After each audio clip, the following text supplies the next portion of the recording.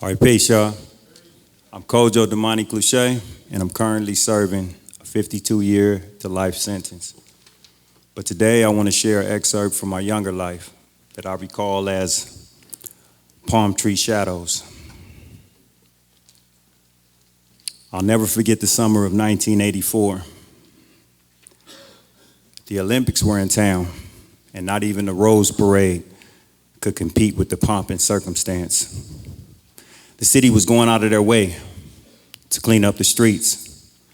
They managed to remove trash and cover the gang graffiti with those 5 rainbow color rings and other posters promoting patriotism. I stayed a stone's throw away from the sports arena and the Coliseum, down one of the city's busiest bus lines. On the RTD, rapid transit district to most, but rough, tough, and dangerous to us. I saw billboards promoting smiling athletes with a mixed multitude of fans, all united under Old Glory. Street corner merchants and swap meets were all of a sudden cashing in on an event. They were selling those t-shirts with the little eagle mascot with the red, white, and blue top hat. It was amazing.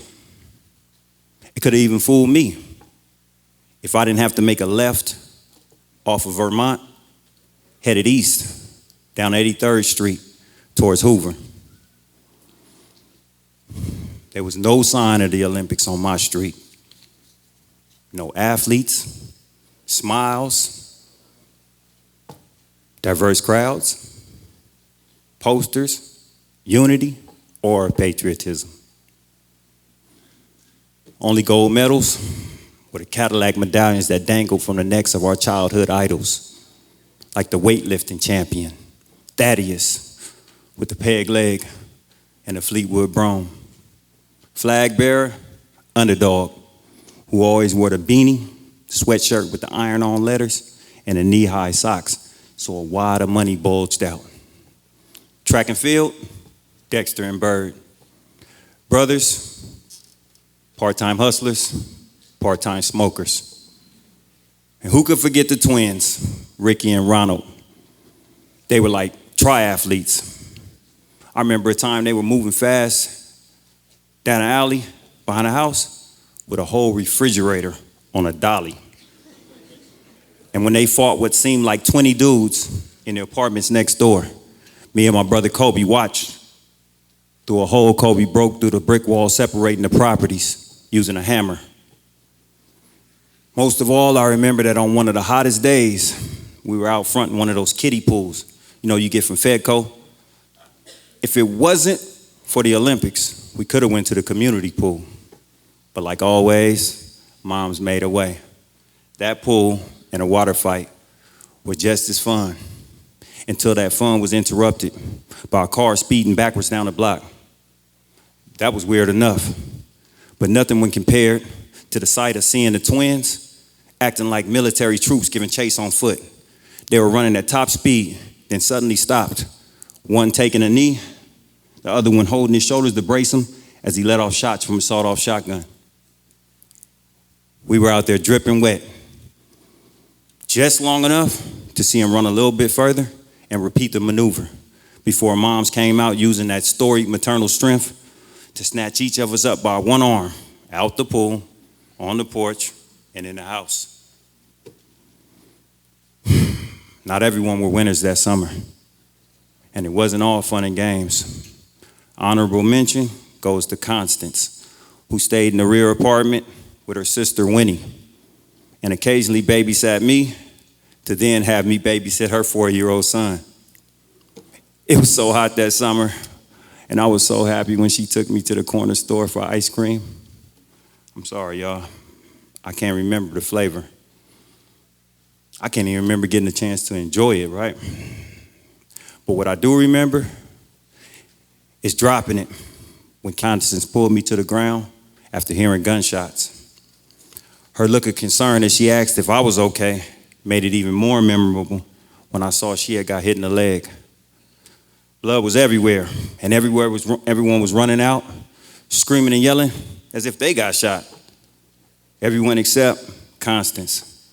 She took it like a champion. My mom always praised Constance for protecting me.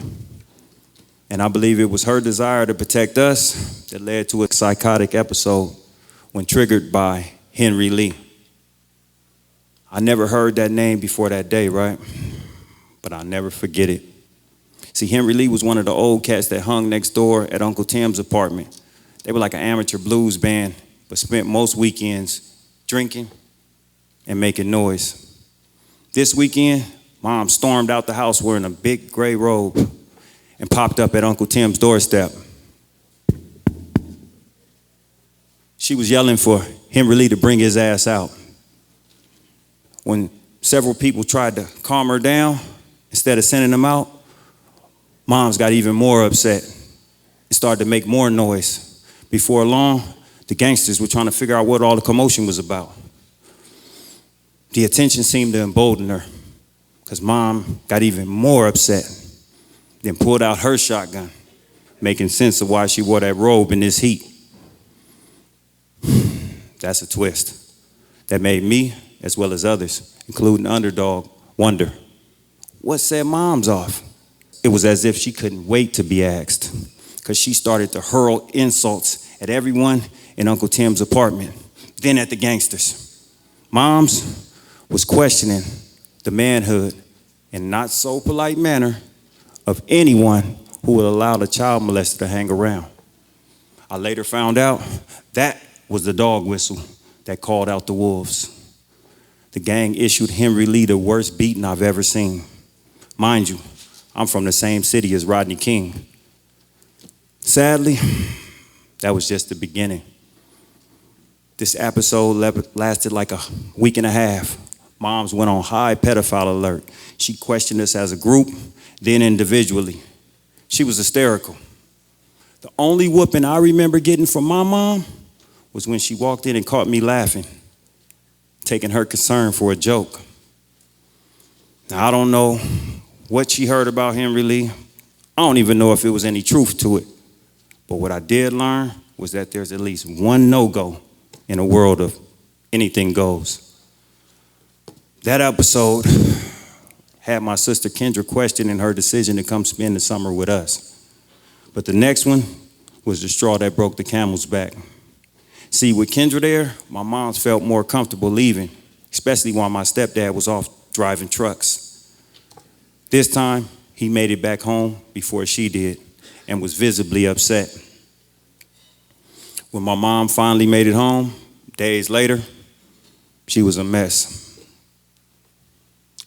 They argued for hours, but besides Kendra, we were all used to it. It was normal. Except this time, it wasn't normal. And we found out when the arguing suddenly stopped. The next sounds we heard was my sister Kendra cussing and attempting to fight my stepdad, who was a boxer and the poor man's version of Lee Haney. Knowing what he had did, he brushed my sister off and attempted to escape, but was met in the driveway by the LAPD. My mom, she would need the paramedics to haul her off. But until they came, she laid in the kitchen with her head split open. By the time we were reunited with my mom, that summer was over. And we were in a battered woman's shelter. So as I sat writing this, trying to decide what my most traumatic experience was, I realized two things. One,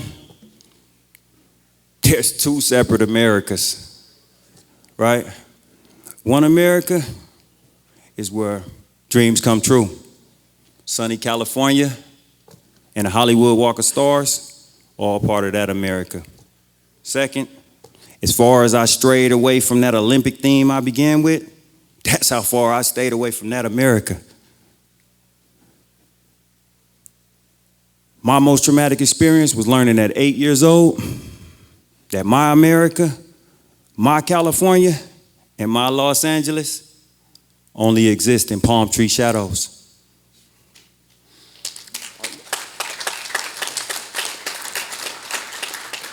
And thank y'all. I apologize to anyone I offended. And I want to ask for collective thoughts and prayers for my home city, Pasadena, Altadena, and the rest of Southern California that's on fire. All right. Thank you, Kojo.